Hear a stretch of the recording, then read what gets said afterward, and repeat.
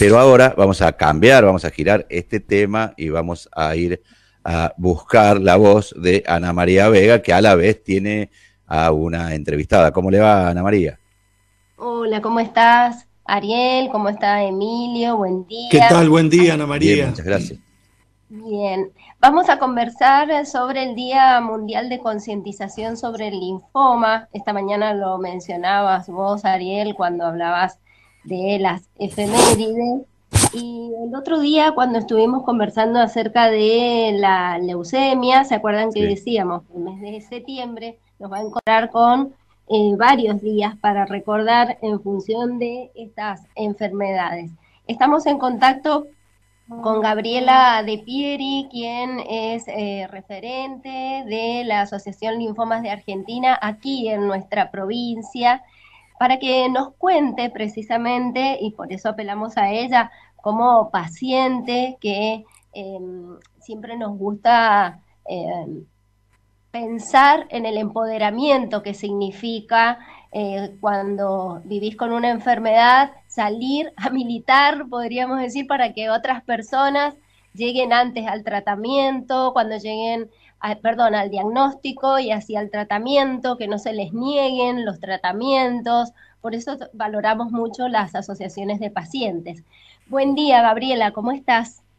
Buen día a Buen ustedes y día. a toda la audiencia. Bueno, Comentanos qué significa este día y qué es lo importante que las y los oyentes deben conocer en relación al linfoma.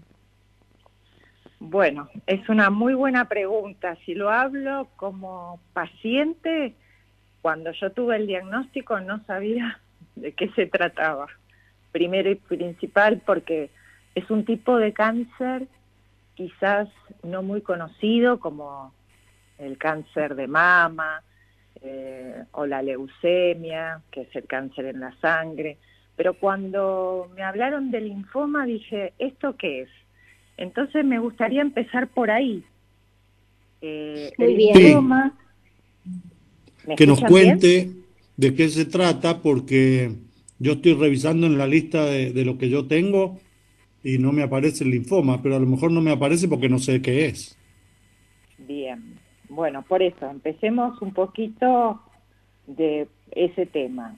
El linfoma es un tipo de cáncer del sistema linfático, ¿sí? El sistema linfático está compuesto por ganglios y una extensa red de vasos que los conectan, denominados vasos linfáticos. Para ser más preciso, ¿dónde uno encuentra generalmente ganglios? En el cuello, en las axilas, en la ingle. Bueno, esos son los más palpables, ¿sí? Porque uno los puede palpar directamente, pero también hay otros ganglios que están en la zona del abdomen y quizás ahí no los podemos palpar tan fácilmente. Esos ganglios justamente es lo que produce cuando se enferman, digamos, el linfoma. Obviamente que después hay distintos tipos de linfoma, pero que ahí no quiero ahondar porque no soy especialista ni médica como para hacerlo, fui expaciente. Pero sí, ¿qué es lo que tenemos que tener en cuenta? Los síntomas, ¿sí? Ante todo, los síntomas. ¿Cuáles son los síntomas más comunes? Sudoración nocturna, aumento de temperatura por la noche, es decir, una fiebre, febrícula podría ser. Sí. Pérdida de peso inexplicable, escalofríos, fatiga, tos, cansancio, a veces extremo, picazón en cualquier parte del cuerpo, dolor de cabeza. Esas pueden ser pequeñas señales que nos puede dar nuestro organismo, más allá de la palpación, ¿no?, de algún ganglio que haya aumentado de tamaño, como para generar una alerta a nosotros mismos y decir, debo ir al médico y consultar. Perfecto. Y en este caso, ¿es un médico o una médica generalista o de qué tipo?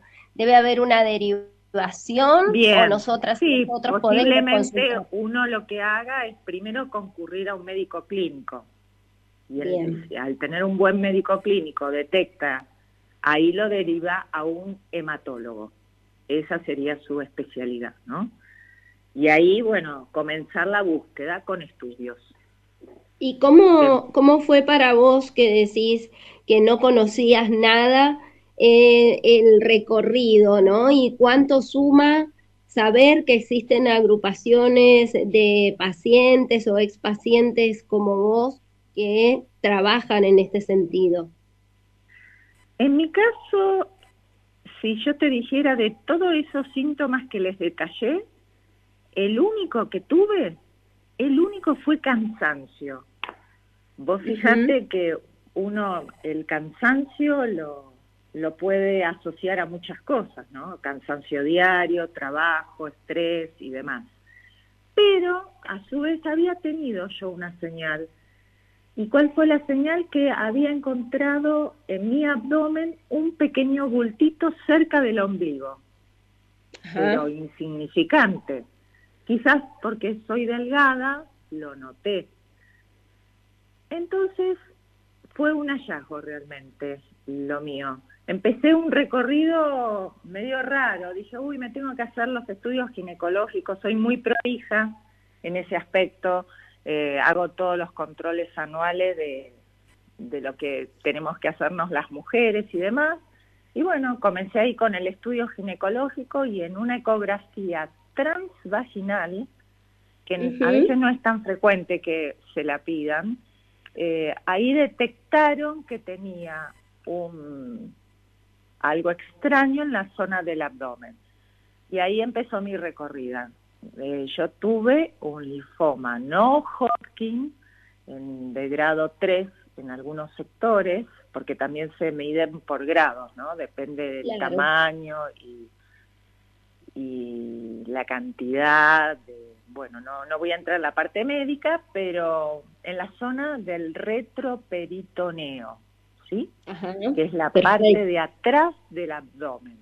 Así que fue realmente un hallazgo. Y bueno, yo no conocía tampoco esta asociación. Yo hice todo mi tratamiento, perfecto y demás, y después que termino de hacer el tratamiento, cuando comienzo con 2 años de una droga de mantenimiento, que se hace especialmente en este tipo de linfoma, ahí descubro la asociación. Y fue un alivio, porque eh, yo transcurrí, digamos, ese camino sola, digamos, sin saber, no había tanto, o yo no busqué tanto redes sociales, en mi caso fue en el 2011, Ujú. y bueno, realmente es una ayuda muy grande el tema de la asociación del linfoma, ¿no? Que es una asociación sin fines de lucro, su sede está en la ciudad de Buenos Aires, y de ahí hay bracitos que recorren distintas provincias de nuestra Argentina. Y bueno, yo soy de Buenos Aires, pero bueno, por motivos laborales vivimos en Mendoza y en Mendoza sucedió todo esto y bueno, de acá es un pequeño granito que tratamos de hacer un poco de campaña y de prevención hacia las personas, ¿no? Bien, Eh, Gabriela, ¿y la cobertura de los tratamientos para las personas con linfoma, cómo se encuentra en este momento? ¿Tienen muchos reclamos? ¿Están cubiertos por ley? Mira, siempre todo depende la obra social que tengas y el tema pandemia afectó muchísimo, no solo, supongo yo, que en las prepagas y en las obras sociales, sino también el tema del miedo a no hacerse los controles.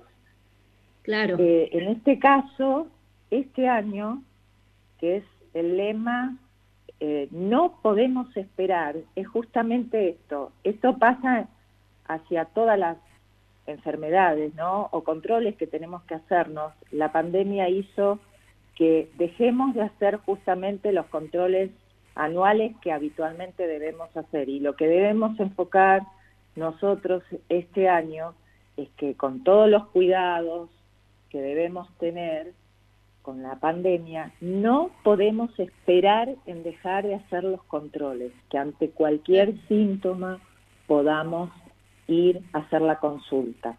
Y en la parte de lo que vos me estás preguntando, no tengo mayor conocimiento. Sí lo tiene la presidenta, que es Aide González, que sé que tienen un trabajo intenso a través en Buenos Aires, que es su cabecera, en hacer algunos reclamos en algunas prepagas u obras sociales por la entrega de la medicación. Eso sí hubo problemas, obviamente, en el 2020 y en el 2021.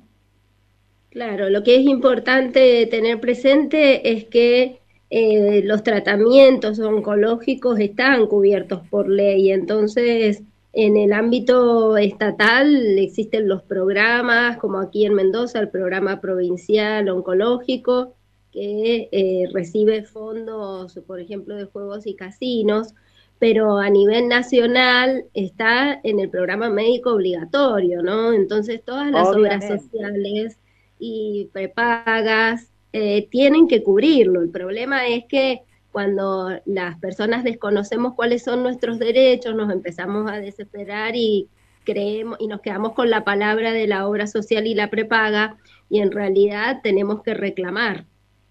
Sí, Ana María y Gabriela, Sí, Emilio. yo les puedo contar que algunas empresas de medicina prepaga eh, que tienen la obligación por ley de cubrir, creo que son 5 las enfermedades que están incluidas en el PMO, el programa médico obligatorio, lo cubren tan parcialmente que realmente parece una risa. Por En realidad ejemplo, en son la... cinco de las que tenés vos, Emilio, porque No, no, son, no, no, no tengo las 5. son Pero muchísimas más. Claro, son 5 las bases obligatorias y las otras las puede cubrir parcialmente. Pero lo que hacen es retasear la información de cómo debe hacerse y luego a la hora de la gestión por parte del afiliado, del que abona la cuota, con la excusa de la pandemia, las comunicaciones son parciales, no dan bien información y se pierde tiempo y se pierde la obligatoriedad, es restringida de acuerdo a excusas que siempre tienen para dar desde lo administrativo. Así que es bastante cuestionable la forma de control que tienen las obras sociales y las prepagas para socorrer, para acudir a la necesidad de sus afiliados, de sus pacientes, ¿no? Claro, claro, claro. Sí, en realidad es importante saber que la obra social, quizás por una cuestión de recursos, y la empresa por recursos y porque es una empresa, siempre va a tratar de tener el menor gasto posible, ¿no? Entonces, bueno, en estos casos es importante que sepamos que el reclamo lo tenemos que hacer. ¿Cómo nos contactamos con Linfomas de Argentina, particularmente para pedir este acompañamiento de paciente a paciente, ¿no? Bueno, muy bien. Yo les puedo dejar acá un teléfono que Sí. es un 0800 555 54 636, y después tenemos un correo electrónico que es info@linfomasargentina.org. Perfecto. En la ORG. Y después en la web es www.linfomasargentina.org. Ahí pueden hacer las consultas que tengan y lo que se pueda ayudar, brindando lo que ustedes estaban diciendo con el tema de las obras sociales y las prepagas, qué es lo que se puede hacer a nivel legal para que la gente no quede descubierta ante esta necesidad, ¿no? Porque más allá de uno estar transitando la enfermedad, que te den la noticia, que hasta que uno lo procese y encima tener el problema de que no podés conseguir la medicación, es muy, muy dolorosa. Bien, muchísimas gracias, Gabriela, muy amable. No, al contrario, que tengan buen día y bueno, que sigamos en contacto. Así será. Muchas gracias a Gabriela y Ana María. Muy interesante el tema porque es un tema del que no se habla casi nada, ¿no?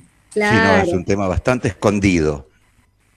Así como los ganglios, exactamente, ya eso iba a recordarles entonces. Los ganglios que tenemos más accesibles son siempre los que tenemos, como decía Gabriela, en el cuello, debajo de las axilas, por ejemplo en la ingle. Si tenemos una inflamación de estos ganglios, si no hay una infección dando vuelta, porque no sé si a ustedes les pasa o se han dado cuenta que cuando a lo mejor están con anginas, con placas, se inflaman los ganglios debajo de la garganta, por eso siempre nos revisan los ganglios cuando estamos con alguna afección respiratoria. Los ganglios reaccionan, ¿sí?, a estas infecciones, pero cuando no se da, hay una inflamación en los ganglios y no es por alguna infección que esté dando vuelta, estas fiebres que nos decía Gabriela, que aparecen en la noche, sudoración sin ninguna causa aparente,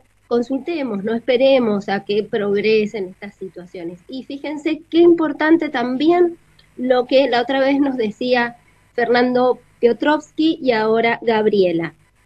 Los estudios que todos los años nos tenemos que hacer son muy valiosos para estos hallazgos.